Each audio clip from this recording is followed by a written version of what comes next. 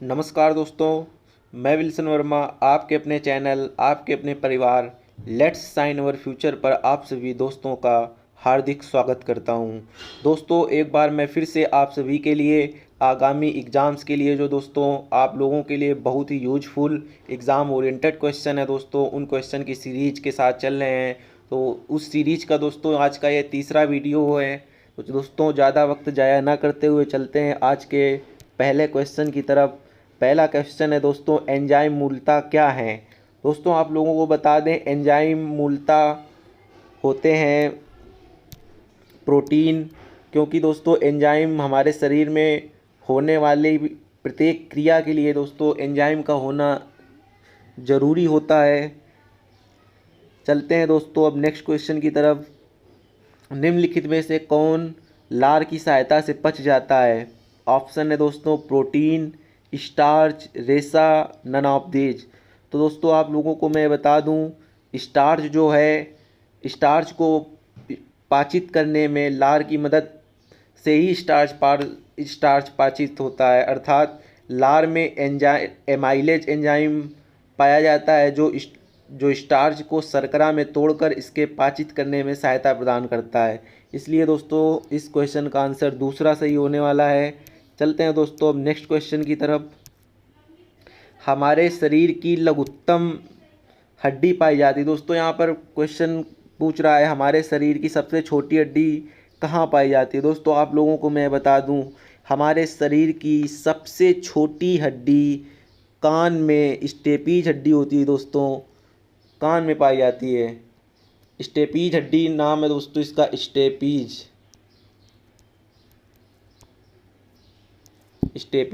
और दोस्तों सबसे लंबी हड्डी की बात करें तो हमारे जांग या उरू में फीमर नाम है उसका। दोस्तों हमारे शरीर की सबसे लंबी हड्डी या बड़ी हड्डी दोस्तों हमारे जांग में पाई जाती है, जिसका नाम है दोस्तों फीमर।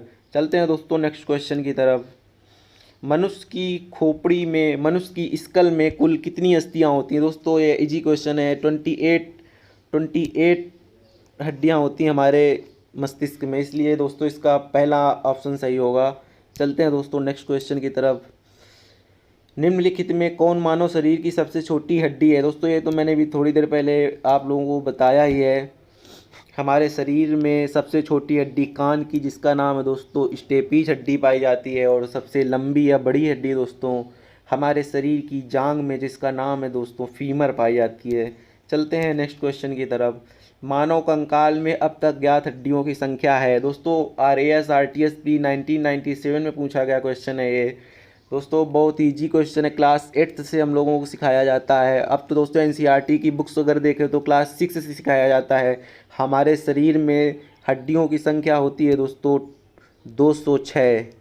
मतलब जब दोस्तों हम लोग हो जाते हैं 20 ईयर्स के, तो हम लोगों के शरीर में 206 हड्डियाँ ही बचती हैं। चलते हैं दोस्तों नेक्स्ट क्वेश्चन की तरफ। मानव शरीर में होता है, यहाँ पर दोस्तों क्वेश्चन में ये पूछा जा रहा है पानी हमारे शरीर में दोस्तों, तो हमारे शरीर में लगभग 70% पानी होता है। मतलब हमारा शरीर ज़्यादा से ज़्यादा पानी से ही बना है। इसलिए दोस्तों इस क्वेश्चन का आंसर पहला सही होने वाला है। मानव शरीर में लगभग 70% वाटर होता है दोस्तों। नेक्स्ट क्वेश्चन, मानव शरीर में सर्वाधिक प्रचुरता से पाया जाने वाला तत्व है। मानव शरीर में सर्वाधिक प्रचुरता से पाया जाने वाला तत्व दोस्तों ऑक्सीजन है। हमारे शरीर में सबसे ज़्यादा ऑक्सीजन पाई जाती है, ऑक्सीजन तत्व। चलते हैं दोस्तों नेक्स्ट क्वेश्चन की तरफ। एजोला क्या है। यहाँ पर क्वेश्चन में पूछा जा रहा है एजोला क्या है। दोस्तों एजोला की अगर बात करें तो ये एक नील हरित शैवाल है, नील हरित शैवाल है, जिसका दोस्तों प्रयोग करने से हमें अच्छी उर्वरता प्राप्त होती है। अर्थात दोस्तों इसको एक जैविक उर्वरक भी माना जाता है। एक जलीय फर्न है, एजोला एक जलीय फर्न है दोस्तों। इसे किसान लोग प्रयोग करते हैं, इसको मिलाने से अच्छी उर्वरता प्राप्त होती है। तो दोस्तों इस क्वेश्चन का आंसर जलीय फर्न होगा। इसका प्रयोग जैव उर्वरक के रूप में होता है दोस्तों। नेक्स्ट क्वेश्चन, निम्नलिखित में से कौन एक जैव उर्वरक का स्रोत है। दोस्तों जस्ट इसके पहले का क्वेश्चन एजोला, मतलब एजोला का प्रयोग दोस्तों जैव उर्वरक के रूप में किया जाता है। चलते हैं दोस्तों नेक्स्ट क्वेश्चन की तरफ। निम्नलिखित में से कौन सा पौधा नाइट्रोजन स्थिरीकरण में सहायक नहीं है? ज़्यादातर दालें दोस्तों जो होती हैं नाइट्रोजन स्थिरीकरण में सहायक होती हैं। यहाँ पर सेम, चना दाल है दोस्तों, मटर, मटर भी नाइट्रोजन स्थिरीकरण में सहायक होता है। धान नहीं होता है दोस्तों। छत्तीसगढ़ पीसीएस 2017 में दोस्तों पूछा गया है क्वेश्चन। धान होता है वो नाइट्रोजन स्थिरीकरण में सहायक नहीं होता है। नेक्स्ट क्वेश्चन, वर्तमान आनुवंशिक विज्ञान के जनक कौन है? दोस्तों वर्तमान में क्या आनुवंशिक विज्ञान के जनक की यहाँ बात हो रही है, तो आनुवंशिक विज्ञान के जनक सर जॉन ग्रेगर मेंडल को माना जाता है। तो इस क्वेश्चन का आंसर दोस्तों पहला सही होगा। चार्ल्स डार्विन की बात अगर करें, जो ऑप्शन सी में है दोस्तों, इन्होंने दिया था क्या? विकासवाद का सिद्धांत। और ह्यूगो डी ब्रीच की दोस्तों अगर बात करें तो इन्होंने दिया था उत्परिवर्तनवाद का सिद्धांत। चलते हैं दोस्तों नेक्स्ट क्वेश्चन की तरफ। एक बार मैं फिर से रिकॉल कर दूं, आनुवंशिक विज्ञान के जनक दोस्तों सर जॉन ग्रेग मेंडल माने जाते हैं। उन्होंने आनुवंशिक विज्ञान की खोज की थी। ह्यूगो डी ब्रीच ने दोस्तों उत्परिवर्तनवाद का सिद्धांत दिया था। और चार्ल्स डार्विन की बात करें दोस्तों, विकासवाद का सिद्धांत दिया था हमारे चार्ल्स डार्विन ने। चलते हैं नेक्स्ट क्वेश्चन की तरफ।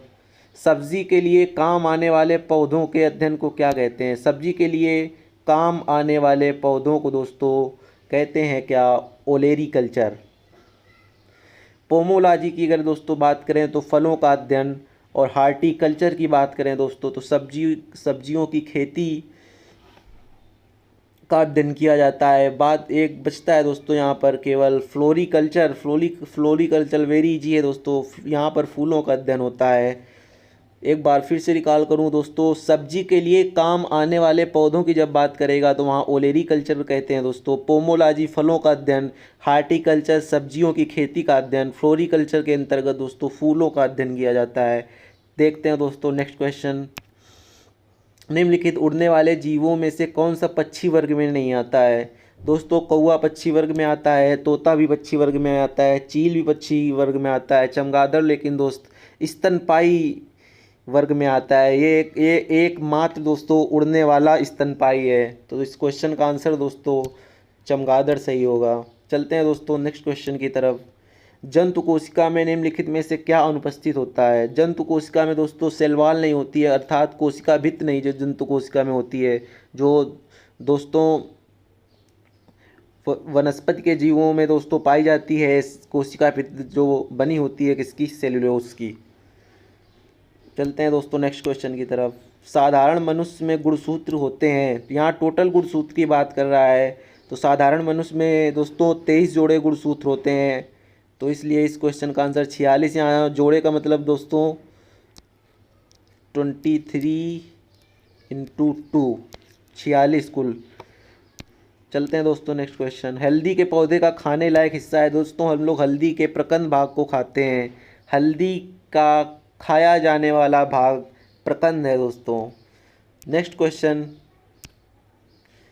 वृद्धावस्था एवं काल प्रभावन के विषय में ज्ञान प्राप्त करने की विधा को क्या कहते हैं दोस्तों? वृद्धा काल, मनुष्य में वृद्धावस्था एवं काल प्रभावन का अध्ययन कहलाता है दोस्तों टेरेटोलॉजी। ओंकोलॉजी दोस्तों कैंसर का अध्ययन। Oncology is the study of cancer and tumour.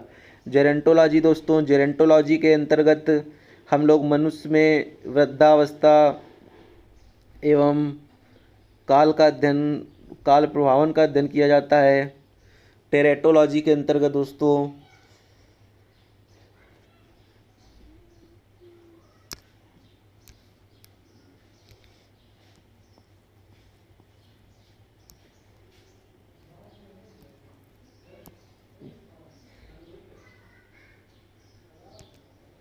दोस्तों वृद्धावस्था एवं काल प्रभावन के विषय में ज्ञान प्राप्त करने की विधा को क्या कहते हैं? दोस्तों वृद्धावस्था एवं काल प्रभावन में ज्ञान प्राप्त करने की विधा को जेरेंटोलॉजी कहा जाता है दोस्तों। टेरेटोलॉजी के अंतर्गत हम लोग शारीरिक विकास में आने वाली असमानताओं का अध्ययन करते हैं दोस्तों। इस क्वेश्चन में थोड़ा डाउट हो गया था। टेरेटोलॉजी के अंतर्गत शारीरिक विकास में आने वाली असमानताओं का अध्ययन। जेरेंटोलॉजी के अंतर्गत दोस्तों वृद्धावस्था एवं काल प्रभावन के विषय में ज्ञान प्राप्त करने की विधा को दोस्तों कहते हैं जेरेंटोलॉजी। ओंकोलॉजी दोस्तों, oncology is the study of cancer. और निथोलॉजी में दोस्तों करते हैं किसका? पक्षियों का अध्ययन।